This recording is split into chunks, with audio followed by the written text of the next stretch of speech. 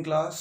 तो बेटा last lecture में हमने बात की थी एवरेज पावर की, जो इलेक्ट्रिकल कंपोनेंट्स के रिगार्डिंग हमने निकाले थे, और आज हम बात करेंगे इलेक्ट्रिकल कंपोनेंट के एवरेज पावर के रिगार्डिंग कुछ न्यूमेरिकल। और ये न्यूमेरिकल बहुत इंपॉर्टेंट हैं। जितना इम्पोर्टेंट मैंने टॉपिक बताया था उतने ही इम्पोर्टेंट इस टॉपिक से रिलेटेड न्यूमेरिकल हैं।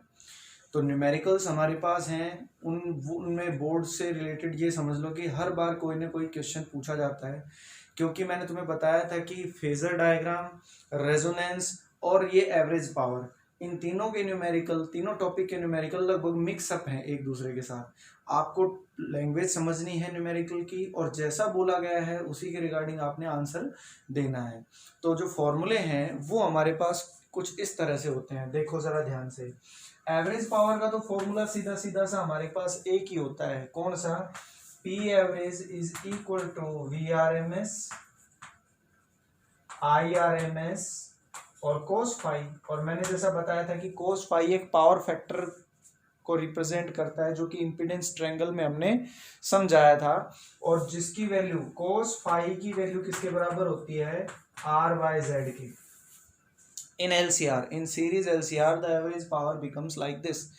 और इन इंडक्टर, इंडिविजुअल इलेक्ट्रिकल कंपोनेंट की जब हम बात करते हैं तो इंडिविजुअल इंडक्टर, इंडिविजुअल कैपेसिटर के दोनों के अंदर एवरेज पावर की वैल्यू कितनी निकाली थी बेटा हमने? 0। और रेजिस्टेंस में हमने निकाली थी ERMS इंटू IRMS। तो ये आपने ध्यान रखना है, या हम VRMS इंटू IRMS भी कर सकते हैं। यहाँ से भी ये चीज़ पता हो सकती है, क्योंकि V और I के बीच में एंगल, जो फेज डिफरेंस है, वो ये फाई रिप्रेजेंट कर रहा है। अगर हम इंडक्टर की बात कर रहे हैं तो भी 90 डिग्री, अगर मैं कैपेसिटर की बात कर रहा हूँ तो भी 90 डिग्री फाई की वैल्यू, और अगर मैं रजिस्टर की बात कर रहा हूँ तो V और I में कितने डिग्री का एंगल? 0 डिग्री का एंगल आपने रखना है, फेज डिफरेंस। तो उसी हिसाब से हमने चलना है, और इन न्यूमेरिकल्स में हम यूज़ करेंगे फेजर डायग्राम वाले ही फॉर्मूले यूज़ करने हैं बेटा। वही कॉन्सेप्ट, सारी बातें वही, रेजोनेंस को भी इसमें मिक्सअप कर दिया है। देखो पहले हमने फेजर पढ़े, फेजर के न्यूमेरिकल हमने जो फॉर्मूले थे वो हमने रेजोनेंस में यूज़ किए, और अब रेजोनेंस के और फेजर के जो न्यूमेरिकल्स के लिए फॉर्मूले बने थे वो सारे के सारे मुझे एवरेज पावर में भी डाल देने।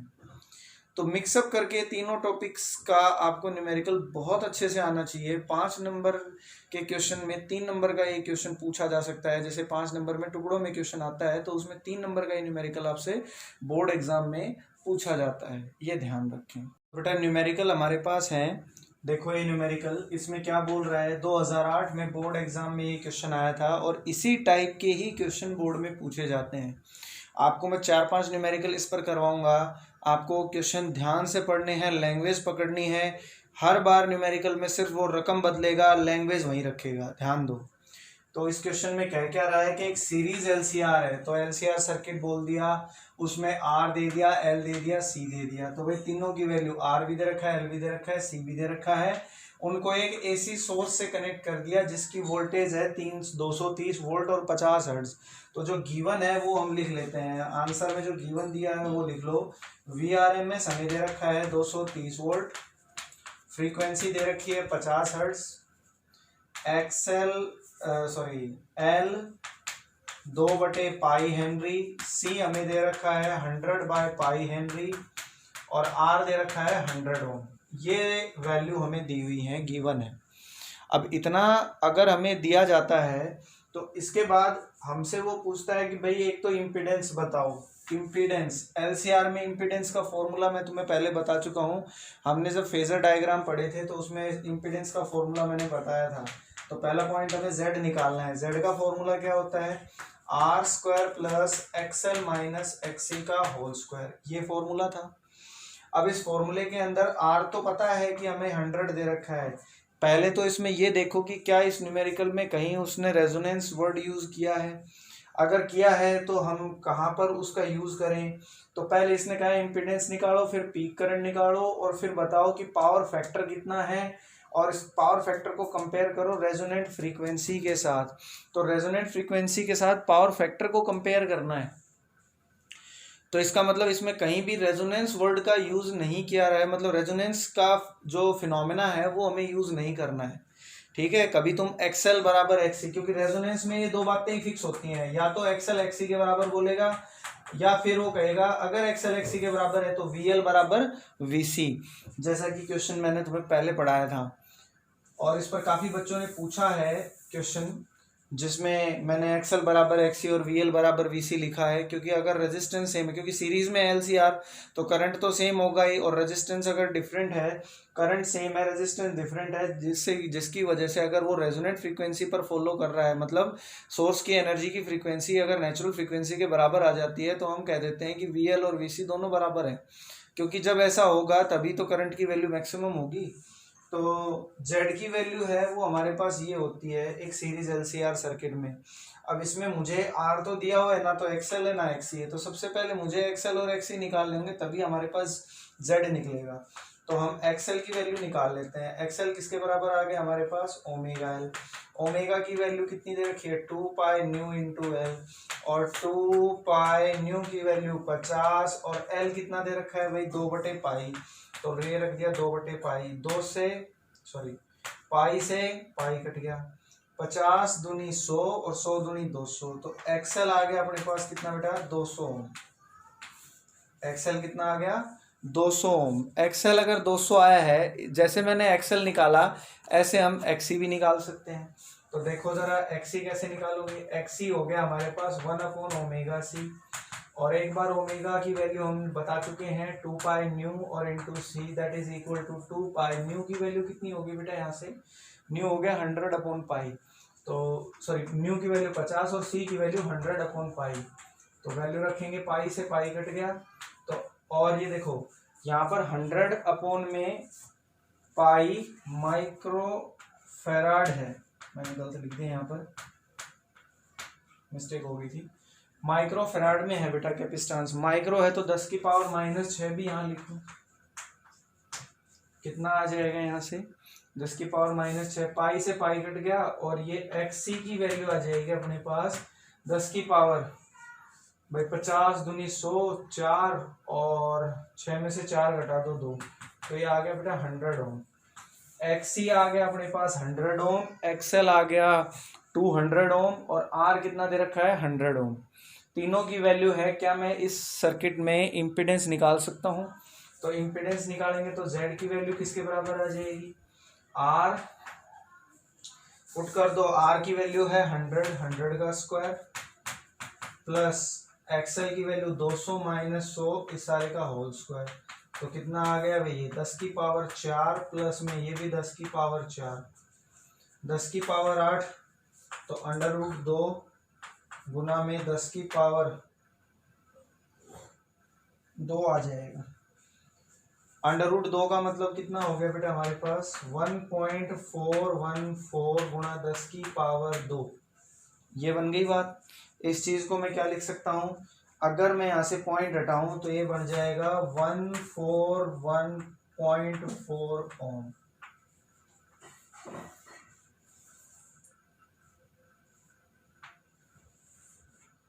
This is the required answer. ये अपना आंसर आ गया यहाँ से कि भाई अगर मैं वैल्यू रखूं इसकी, अगर मैं वैल्यू रखूं आर की, एक्सएल की, एक्सी की, तो हमारे पास आर की वैल्यू 100, एक्सएल 200, एक्सी 100, सबकी वैल्यू पुट कर दें तो यहाँ से √2 इंटू 10⁻² आ जाएगा, जिसके वजह से हमारा √2 की वैल्यू रखेंगे 1.414 इंटू 10⁻²। सॉल्व करेंगे, पॉइंट को 2 से और मल्टीप्लाई कर दो, तो ये 2 पॉइंट है वो 2 पॉइंट आगे और सरक जाएगा, 2 डिजिट आगे, तो 141.4 ओम इसका आंसर होगा। ये क्वेश्चन 2008 में आया हुआ है। तो बेटा अभी हमने न्यूमेरिकल जो किया उसमें हमने Z की वैल्यू निकाल ली। इस क्वेश्चन का पहला पॉइंट हमारे पास आ गया जिसमें मैंने Z की वैल्यू निकाली, और Z हमारे पास कितना आया, 141.4 ओम। उस क्वेश्चन में इस पहले क्वेश्चन के अंदर हमने एक पॉइंट निकाल लिया, फिर उसने कहा था पीक करंट निकालो। अब पीक करंट हमें किस में निकालना है, LCR सर्किट में। तो पीक करंट का फॉर्मूला क्या होगा, पीक करंट, ओम्स लॉ लगा दो, peak current is equal to peak voltage upon में टोटल रेजिस्टेंस। LCR सर्किट का टोटल रेजिस्टेंस Z के बराबर, पीक वोल्टेज हमें दे नहीं रखी क्योंकि हमें गिवन न्यूमेरिकल में क्या था कि VRMS है हमारे पास 230 वोल्ट और जिसकी फ्रीक्वेंसी 50 हर्ट्ज ये दे रखा था ना। तो VRMS अगर मुझे 230 दे रखा है तो V नोट में निकाल सकता हूँ। क्यों भाई? क्योंकि हमने LCR में पढ़ा था कि VRMS होता है वो V नोट बाय √2 होता है। तो V नोट कितना हो गया अपने पास? VRMS √2 upon VZ I note निकल जाएगा यहाँ से। VRMS कितना है दे रखा था बेटा न्यूमेरिकल में 230 √2 और Z की वैल्यू कितनी है 141.4। ये वैल्यू हमें दे रखी है I नोट बराबर 230 गुणा √2 141.4 ये वैल्यू आ गई। I naught is equal to, अब इसको सॉल्व करें तो इस क्वेश्चन को कैसे हम सॉल्व कर सकते हैं। इस क्वेश्चन में हमें I नोट पीक करंट निकालना था। अब देखो √2 की वैल्यू भी कितनी होती है अपने पास 230 गुना में √2 भी होता है अपने पास 1.414 और नीचे क्या दे रखा है 141.4। अगर मैं 2 से ऊपर मल्टीप्लाई कर दूं तो इसके आंसर चेंज हो जाएंगे। कैसे देखो, V नोट हमें निकालना है पीक करंट। V नोट की वैल्यू VRMS √2 VRMS हमें दे रखा है 230 √2 और ये वैल्यू आ गई 230.10 ऊपर 2 नीचे 144 से ये कट जाएगा और नीचे बचेगा क्या हमारे पास 0.3 2 बचेंगे बेटा 10 से 10 कटेगा दैट इज 2.3 एम्पियर इसका आंसर आ जाएगा। ये आपका आंसर आ गया पीक करंट की वैल्यू I नोट 2.3 एम्पियर। तीसरा पॉइंट इसने कहा कि भाई पावर फैक्टर बताओ क्या होता है। तो मैंने तुम्हें एवरेज पावर के फॉर्मूले में और जब फेजर डायग्राम के न्यूमेरिकल जब हमने किए थे तब भी मैंने तुम्हें समझाया था कि जब भी पावर फैक्टर की बात होगी तो पावर फैक्टर का मतलब हमेशा ध्यान रखो R/Z होता है। इम्पीडेंस ट्रायंगल अगर हम देखेंगे तो बेस अपॉन हाइपोटेन्यूज। तो जब भी अगर वो पावर फैक्टर यूनिटी बोल रहा है, पावर फैक्टर की वैल्यू 1 बोल रहा है, या वो कह रहा है कि फेज डिफरेंस V और I के बीच में 0 है या दोनों पैरेलल चल रहे हैं, तब तो हम रेजोनेंस वाला वर्ड यूज कर लेंगे। वो रेजोनेंस लग गया वहां पर। लेकिन यहाँ फिलहाल उसने पावर फैक्टर पूछा और पावर फैक्टर का formula cos phi R/Z। R की वैल्यू न्यूमेरिकल में हमें दे रखी थी और Z मैंने निकाला था। कितना आया था Z 141.4। सॉल्व करेंगे इसको तो ये कितना चला जाएगा 1/√2। ये आ गया हमारे पास 1/√2। तो cos phi की वैल्यू हमारे पास आ गई 1/√2। और अब इसने कहा है कि इस पावर फैक्टर की वैल्यू को कंपेयर करना है रेजोनेंस फ्रीक्वेंसी के साथ। किसके साथ कंपेयर करना है? रेजोनेंस फ्रीक्वेंसी के साथ इसको कंपेयर करना है। अब रेजोनेंट फ्रीक्वेंसी है वो हमें कंपेयर करेंगे कैसे? अब भाई जब पावर फैक्टर यूनिटी होगा तभी तो हम रेजोनेंस देखेंगे। पावर फैक्टर क्या होगा?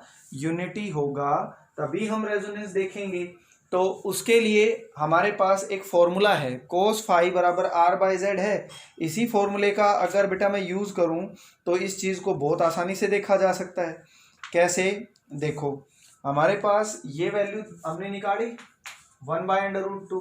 तो ऑब्वियस सी बात है कि इसकी जो वैल्यू आई है वो तो इसके कंपैरिजन में ही है ना।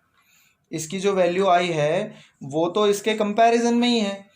अब यहाँ पर रेजोनेंस फैक्टर की बात की और रेजोनेंस तभी लगेगा जब यहाँ पर पावर फैक्टर की वैल्यू यूनिटी होगी। तो अगर मैं cos phi की वैल्यू को 1 कर दूं तो इसका मतलब R है वो किसके बराबर हो जाएगा? Z के। R किसके बराबर हो जाएगा? Z के। और R जब Z के बराबर होगा तो आप देखो, अब इस पावर फैक्टर को अगर मैं इससे कंपेयर करूं तो क्या ये दोनों बराबर हैं? यहाँ पर पावर फैक्टर आया इस डायग्राम से या इस फॉर्मूले से, इस न्यूमेरिकल से जो पावर फैक्टर हमारे पास निकल के आया वो तो कितना आया 1/√2। कितना आया 1/√2। और ये कह रहा है कि इस पावर फैक्टर को रेजोनेंट फ्रीक्वेंसी से कंपेयर करो। तो रेजोनेंट फ्रीक्वेंसी पर पावर फैक्टर कितना हो जाता है? 1 हो जाता है ना। 1 होगा इसका मतलब R/ किसके बराबर होगा? R की वैल्यू किसके बराबर होगी? Z की। तभी cos phi की वैल्यू क्या होगी? 1। तो इन दोनों को आप कंपेयर कर सकते हैं। कंपैरिजन हो गया। तो ये इस क्वेश्चन का आंसर था। अब देखो इसके जैसा ही अगला क्वेश्चन है हमारे पास, जिसमें हमने सीरीज एलसीआर सर्किट की बात की है। एल की वैल्यू 200 मिली हेनरी है और आर की वैल्यू है, सी की वैल्यू है, और कह रहा है कि इसको 200 volt AC frequency, AC volt के साथ कनेक्ट किया जाता है इस एलसीआर सर्किट को विद वेरिएबल फ्रीक्वेंसी। इस न्यूमेरिकल में कोई वेरिएबल फ्रीक्वेंसी बोल रहा है, इसका मतलब फ्रीक्वेंसी पूछेगा वो, क्योंकि 100 वोल्ट के साथ फ्रीक्वेंसी नहीं दे रखी उसने। तो इसमें एलसीआर सर्किट ही बोल रहा है, लेकिन एल की वैल्यू कितनी है 200 मिली हेनरी, आर की वैल्यू है 10 ओम, सी की वैल्यू 500 माइक्रो फेराड, और वीआरएमएस कितना दे रखा है भाई 200 वोल्ट। फ्रीक्वेंसी नहीं दी, ये बातें इसने बोली हैं। फिर इसके पहले पॉइंट में क्वेश्चन, ये भी क्वेश्चन 2008 में आया था। हर क्वेश्चन को आपने बहुत बारीकी से समझना है। अब ये कह रहा है कि calculate the frequency eight which power factor is unity. अब यहां इसने बोल दिया ना पावर फैक्टर यूनिटी, तो पावर फैक्टर यूनिटी का मतलब है कोस फाई की वैल्यू 1, दैट मीन्स आर बराबर जेड, आर बराबर जेड दैट मीन्स एक्सएल बराबर एक्सी। हो गई ना रेजोनेंस, क्योंकि उसने बोल दिया कि पावर फैक्टर यूनिटी है। अगर पावर फैक्टर यूनिटी वाला वर्ड यूज कर रहा है तो इसका मतलब रेजोनेंस की बात हो गई है, और रेजोनेंस में एक्सएल एक्सी के बराबर होता है, that means the frequency formula becomes 2 pi under root L C. तो न्यू बराबर 1 अपॉन में 2 पाई, एल की वैल्यू कितनी दे रखी है भाई न्यूमेरिकल में, देख लो, एल ये रहा 200 milli henry, that means 200 multiplied by 10⁻⁻3। C की वैल्यू कितनी है 500 micro farad, that is equal to 100 into 10⁻⁻6। Solve कर दो इसको, तो कितना आ जाएगा यहाँ से, ये फ्रीक्वेंसी की वैल्यू आएगी बेटा 50 बाय पाई, 50 बटे पाई हर्ट्ज। सॉल्व कर लेना इसको, यही इसका आंसर आएगा। ठीक है, उसके बाद इसमें सेकंड पॉइंट क्या बोला है उसने, पीक करंट बताओ। सेकंड पॉइंट पीक करंट, तो पीक करंट का मतलब क्या होता है, वही फॉर्मूला। पीक करंट का मतलब पीक वोल्टेज अपॉन में total resistance, peak voltage upon में टोटल रेजिस्टेंस। अब भाई यहाँ पर ये सारा सर्किट पहले से ही फ्रीक्वेंसी उसने बोल दी है कि रेजोनेंट फ्रीक्वेंसी के बराबर है, या हम कहीं पावर फैक्टर यूनिटी है, तो इसका मतलब भाई आर तो है ना वो जेड के बराबर लिख देंगे, और वी नोट की वैल्यू है, क्योंकि इसमें जेड तो निकलेगा नहीं, और जो निकलेगा वो आर के बराबर आएगा, क्योंकि यहाँ पावर फैक्टर यूनिटी है। तो भाई आई नोट बराबर वी नोट अपॉन में जेड, और वी नोट को हम क्या लिखेंगे बेटा, V R M S under root 2 upon में जेड। जेड को हम लिख सकते हैं R because of this condition. Then I naught is equal to V naught की वैल्यू 100 अंडर रूट 2, और नीचे आर की वैल्यू 10, 1 0 से 1 0 काट दो, तो ये कितना आ जाएगा बेटा, अंडर रूट 2 की वैल्यू कितनी होती है 1.414, तो ये कितना आ जाएगा 14.14 एम्पियर, 14.14 एम्पियर, क्योंकि यहाँ साथ में मल्टीप्लाई 1 10 है ना, तो उसकी वजह से। तो पीक करंट आ गया। फिर उसने तीसरे पॉइंट क्या पूछा है, क्यू फैक्टर। क्यू फैक्टर के बारे में भी मैंने रेजोनेंस के दौरान ही तुम्हें समझाया था। क्यू फैक्टर क्या होता है, क्यू फैक्टर दरअसल रेशो होता है, या हम कहें जो शार्पनेस को रिप्रेजेंट कर रहा है, रेजोनेंस की शार्पनेस को रिप्रेजेंट कौन सा फैक्टर करता है, क्यू फैक्टर। ये यूनिटलेस डायमेंशनलेस होता है, और ये सिर्फ एक नंबर को रिप्रेजेंट करता है। That means Q is equal to 1/r L/c। तो क्यू किसके बराबर आ गया 1/r, आर की वैल्यू 10 है, एल की वैल्यू कितनी दे रखी थी 200 मिली 10⁻⁻3, और सी की वैल्यू 500 माइक्रो फेराड 10⁻⁻6। सोल्व कर दो, 2 से 2 कट गया, 2 0 से 2 0 कट गया, 1/10, और 2/5 गुना 10⁻6 में से 3 घटाओ 3 बच गया, और यहाँ से करेंगे तो 1/10 कितना आ जाएगा 1/10 दैट इज इक्वल टू 0.4, 2/5 को 0.4 लिख सकते हैं, 10⁻3। इसको और सोल्व करेंगे तो 1/10 under root 400 that is equal to Q बराबर 1/10, और ये 400 का कितना हो जाएगा बेटा 20, 10 से 10। क्यू फैक्टर की वैल्यू कितनी आ गई हमारे पास 2। क्यू फैक्टर की वैल्यू आ गई 2, क्योंकि ये एक यूनिटलेस और डायमेंशनलेस क्वांटिटी होती है, एक नंबर को रिप्रेजेंट करता है क्यू फैक्टर। तो ये क्यू की वैल्यू कितनी आई है 2। तो बेटा नेक्स्ट हमारे पास न्यूमेरिकल है कि 200 volt variable frequency AC source है। मतलब जो क्वेश्चन में जैसा मैंने बोला कि गिवन है, आपको वैसा ही चलना है कि आपके पास जो VRMS है वो कितना दे रखा है 200 वोल्ट, और ये एक वेरिएबल फ्रीक्वेंसी नहीं दे रखी है, लेकिन एल की वैल्यू 5 हेनरी, सी की वैल्यू 80 माइक्रो फेराड और आर की वैल्यू है 40 ओम। ये तीन बातें इसमें दी हुई हैं, LCR की वैल्यू और VRMS हमें दे रखा है। पूछा क्या है, calculate the angular frequency to get maximum current. Current maximum तभी होता है सीरीज LCR सर्किट के अंदर जब रेजिस्टेंस की वैल्यू मिनिमम हो, और रेजिस्टेंस मिनिमम तभी होगा जब एक्सएल किसके बराबर होगा, एक्सी के। एक्सएल एक्सी के बराबर होगा तभी हम मैक्सिमम करंट गेन कर सकते हैं। तो एक्सएल जब एक्सी के बराबर होता है तो ओमेगा की वैल्यू कितनी होगी 1/√LC, क्योंकि इसने पूछा एंगुलर फ्रीक्वेंसी निकालने को है। तो एंगुलर फ्रीक्वेंसी निकालनी है तो ओमेगा किसके बराबर 1/√LC। एल की वैल्यू कितनी आ गई बेटा हमारे पास, कितनी दे रखी है 5, और सी की वैल्यू कितनी है 80 गुना 80 माइक्रो, माइक्रो का मतलब 10 की पावर -6, तो ये कितना आ जाएगा 1000/20 आ गया, क्योंकि 8 × 40, 400 का तो √20 और 10 की पावर -6 का 1000 आ जाएगा। काटेंगे तो कितना आएगा 20 × 5 100, 50 ओम, सॉरी 50 रेडियन पर सेकेंड। ओमेगा की वैल्यू आ गई हमारे पास, पहला पॉइंट मैंने निकाल दिया। फिर उसके बाद ये कह रहा है कि पीक करंट और पावर डिसिपिएशन भी बताओ। तो भाई पीक करंट कैसे निकालेंगे, फॉर्मूला मेरे पास पीक करंट का अभी मैंने पीछे निकाला। सेकेंड पॉइंट, पीक करंट किसके बराबर, I0 बराबर V0/Z। अब यहाँ बात हो रही है मैक्सिमम करंट की, मतलब रेजोनेंस की। तो जब एक्सएल एक्सी के बराबर होता है तो Z किसके बराबर हो जाता है, R के। तो V0 को तो मैं, क्योंकि V0 नहीं दे रखा है, VRMS दे रखा है, तो V0 को तो मैं क्या लिख सकता हूँ VRMS/2, और Z की जगह हम क्या लिख सकते हैं बेटा R। तो VRMS किसके बराबर हो गया हमारे पास 200/2, और R की वैल्यू कितनी है बेटा 40। सोल्व करेंगे तो I0 आ जाएगा 5/2। 5/2 का मतलब कितना हो गया हमारे पास 5 गुणा में 1.414, और ये हमें आंसर दे देगा, पीक करंट आ जाएगा हमारे पास 7.07 ampere. This is the required peak current of the circuit. फिर उसने कहा तीसरा पॉइंट, पावर डिसिपिएशन बताओ कितना होगा। क्या पूछा बेटा इसमें, पावर डिसिपिएशन। अब पावर डिसिपिएशन का फॉर्मूला क्या होगा हमारे पास, V²/R। V का मतलब कौन सा, VRMS का स्क्वायर/R। ये हमने 10th में पढ़ा था पावर डिसिपेशन। अब V की वैल्यू 200 दे रखी है, और आना तो चाहिए यहाँ पर क्या VRMS/Z, लेकिन यहाँ पर मैक्सिमम करंट हमें तभी मिलेगा जब Z किसके बराबर होगा R के, इसलिए मैंने वहाँ VRMS का स्क्वायर/R दिया। लिखेंगे तो VRMS का स्क्वायर/Z, लेकिन Z can be replace by R, because here the problem we get the maximum current at the resonance।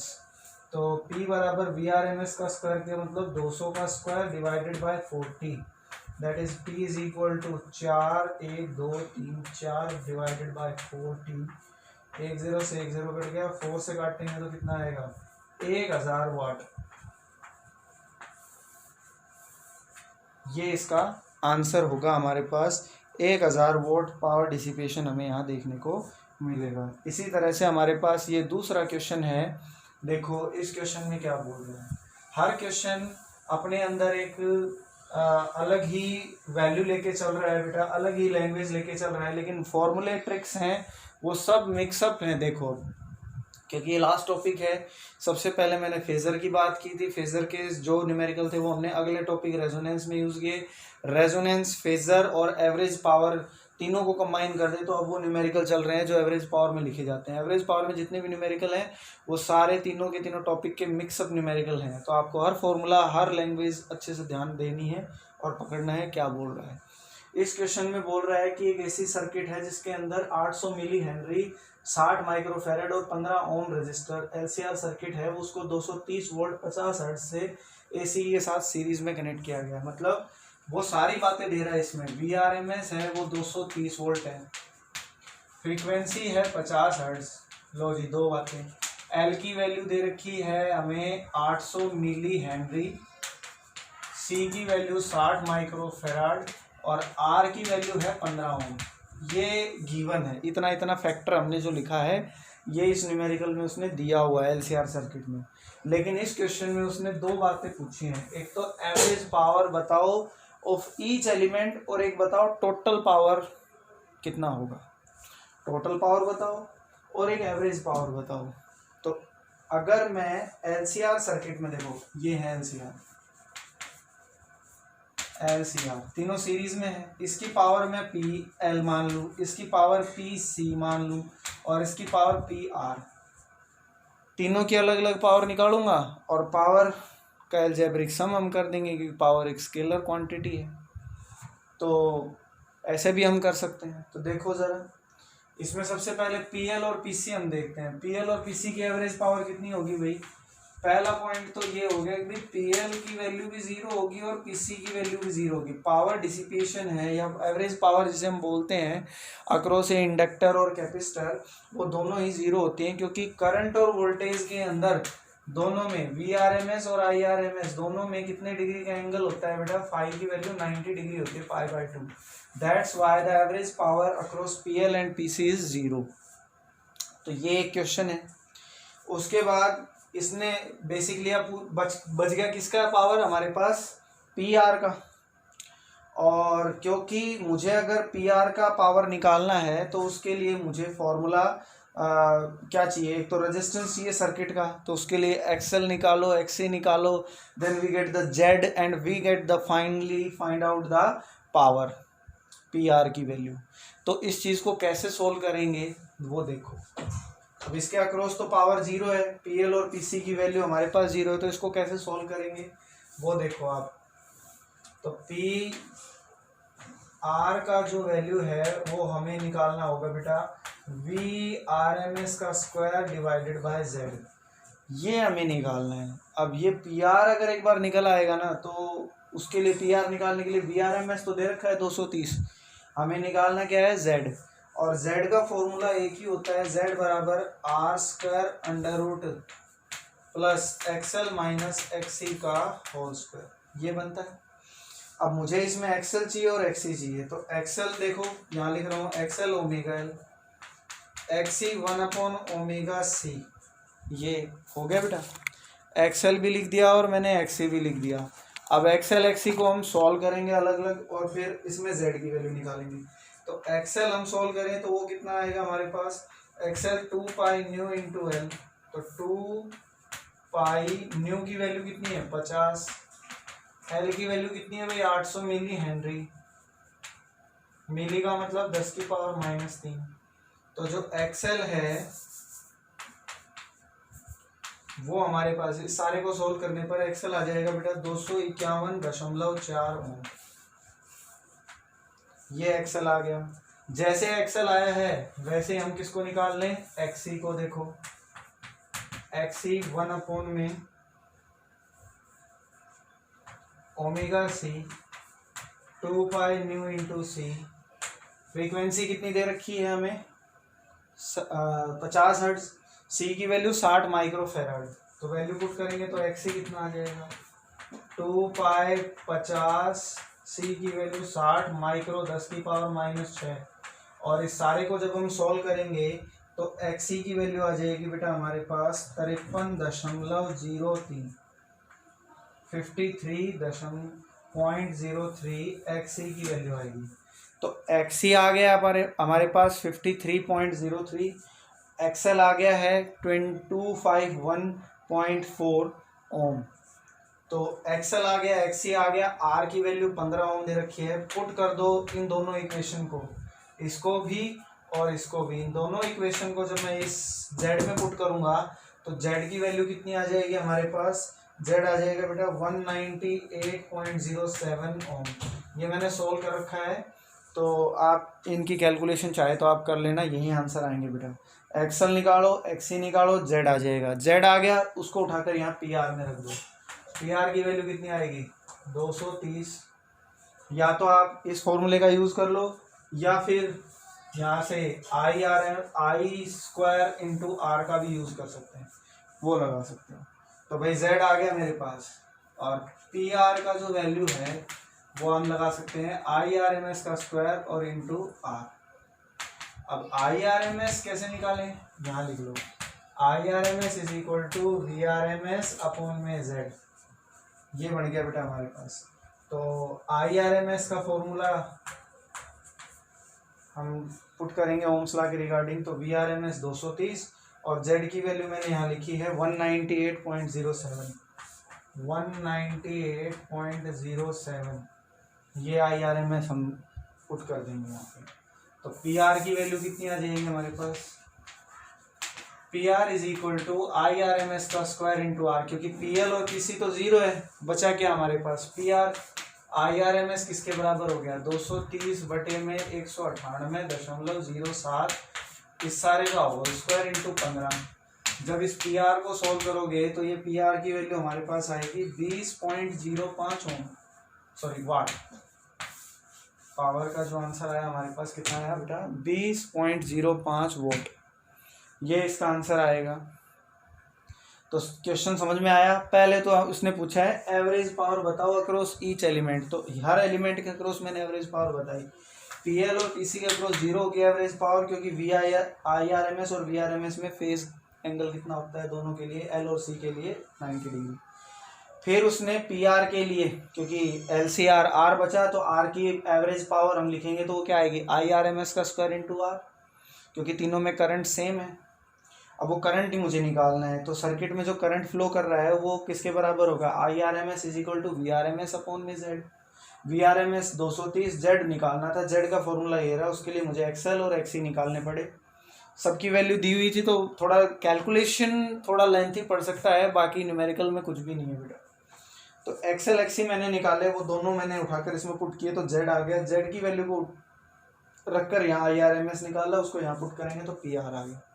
फिर उसने कहा कि टोटल पावर भी बताओ।